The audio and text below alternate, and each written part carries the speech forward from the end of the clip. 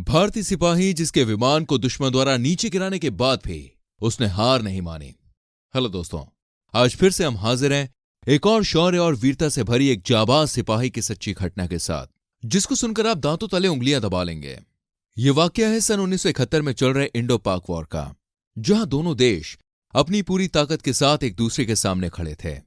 उस वक्त की हवाई टुकड़ी में शामिल भारत देश की ओर से जाबाज सिपाही 101 स्क्वाड्रन के फ्लाइट लेफ्टिनेंट गुरदीप सिंह सामरा सुबह तड़के ही मेड ब्रीफिंग के लिए निकल पड़े थे। वो ठीक एक दिन पहले 3 दिसंबर को ही पाकिस्तान द्वारा भारत के पश्चिमी सेक्टर पर बने भारतीय वायुसेना के अड्डों पर कई हवाई हमले शुरू कर दिए गए थे, जिसकी वजह से सामरा पूरी रात अगले दिन दुश्मन से टक्कर लेने की उधेड़-बुन में लगे हुए थे।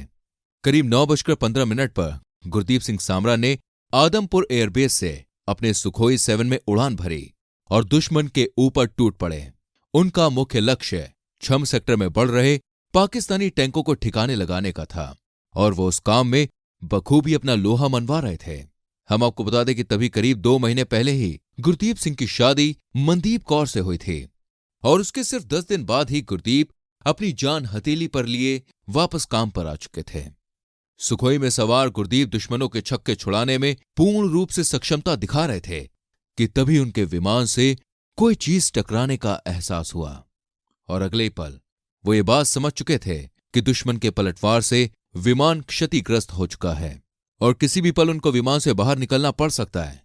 लेकिन वो जानते थे कि उस वक्त दुश्मन के इलाके के ऊपर उड़ रहे थे। वो अपनी सूझबूझ का परिचय देते हुए उन्होंने विमान का रुख भारत की सीमा की ओर कर दिया और जितना हो सके विमान को ऊंचाई पर ले जाते गए। परंतु समय इतना नहीं था। विमान बुरी तरह से चल रहा था। पूरे विमान से रेड लाइट सिग्नल्स मिल रहे थे और रेडियो पर किया गया संपर्क भी विफल रहा था।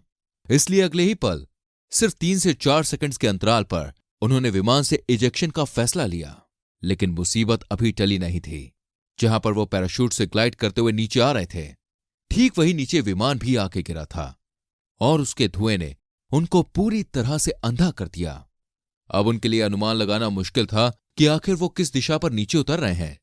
अगले ही पल सामरा धू धू करते विमान के पास ही जाके गिरते हैं और गिरते हुए उनके विमान में रखे बम भी एक के बाद एक फटना शुरू होते हैं।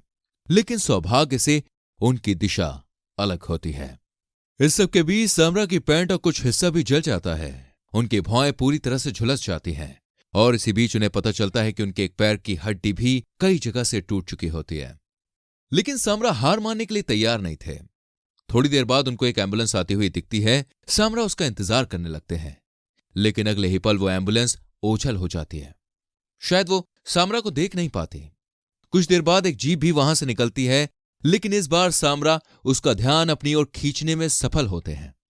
परंतु वो ये तब भी नहीं जानते थे कि वो जीप दोनों देशों में से किसकी है। थोड़ी देर बाद वो खुद को सैनिकों से घिरा हुआ पाते हैं और एक आवाज आती है, तुम कौन हो? जिसका जवाब देते हैं, मैं एक भारतीय हूं। उनके इस जवाब का सामने वाले सैनिकों पर कोई फर्क नहीं पड़ता, बल्कि सामरा से उनका हथियार और बाकी चीजें ले ली जाती हैं। कुछ समय बीत जाने के बाद सामरा खुद उनसे पूछ लेते हैं कि आप कौन हैं? तो सामने से वही जवाब मिलता है, हम भी भारतीय हैं। अगले ही पल उनको एक छोटी जीप में डाल दिया जाता है और दुश्मनों के टैंकों की निगाह से बचकर एक भारतीय टैंक के पास बने एक छोटे बंकर में बैठा दिया जाता है और सही समय का इंतजार किया जाता है। रात को उन्हें जैसे तैसे अस्पताल पहुंचाया गया, लेकिन वहां एक्सरे मशीन और एनेस्थीसिया के अभाव में उनको होश में ही रखते हुए सिर्फ एक हेरिकेन लैंप की रोशनी में उनका प्लास्टर कर दिया जाता है। अगली सुबह उनकी हवाई टुकड़ी को उनके घायल होने की खबर दे दी जाती है, जो कि अब तक उनको लापता घोषित कर चुके थे। उसी रात उनको बताया जाता है कि उनको अन्य घायल सैनिकों के साथ एक हेलीकॉप्टर के द्वारा उधमपुर अस्पताल ले जाया जाएगा। लेकिन हेलीकॉप्टर के रोटर्स को बंद नहीं किया जाएगा, उसके इंजन को चालू ही रखा जाएगा ताकि दुश्मन विमानों को इसका पता न चले। ठीक यही रणनीति अपनाई गई और इंजन को चालू रखा गया। और जब सामरा के साथ अन्य घायलों को स्ट्रेचर पर रखकर हेलीकॉप्टर तक ले जाया जा रहा था, ठीक उसी वक्त पाकिस्तानी सेना का एक मिग-9 विमान वहां आ पहुंचा और वो बमबारी करने लगा। और इसी बीच सैनिक घायलों को बीच में ही छोड़कर बंकरों में छुप गए जाके। लेकिन तभी भारतीय सेना के अफसर ने हिम्मत दिखाते हुए सामरा और अन्य घायलों की मदद की, जिसको देख बाकी सैनिक भी अपने अपने बंकरों से निकलकर उनको पहले सुरक्षित स्थान पर ले आए और हमला बंद हो जाने के बाद उन्हें हेलीकॉप्टर में लादकर उधमपुर अस्पताल भेजा गया और बाद में उन्हें दिल्ली के सैनिक अस्पताल में शिफ्ट कर दिया गया, जहां उनका इलाज 3 महीनों तक चला और जनवरी 1973 में ही उन्होंने वापस अपनी कमान संभाल ली। अगले 2 दशकों तक देश की सेवा के बाद वो ग्रुप कप्तान के पद से सम्मान के साथ रिटायर हुए और कारगिल युद्ध के दौरान कुछ समय के लिए भारतीय वायुसेना के रिजर्व अफसर के तौर पर भी कार्यरत रहे। पूरा देश गुरदीप सिंह सामरा के इस जज्बे को तहे दिल से सलाम करता है और फैंस ऑफ इंडियन नेवी की पूरी टीम उनकी इस वीरता को आप तक पहुंचाने में गर्व महसूस करती है। आपको गुरदीप सिंह जी की यह वीरता क्या महसूस कराती है, हमें कमेंट करके जरूर बताएं और ऐसे ही शौर्य से भरे घटनाक्रमों से जुड़े रहने के लिए हमें लाइक और फॉलो करना ना भूलें।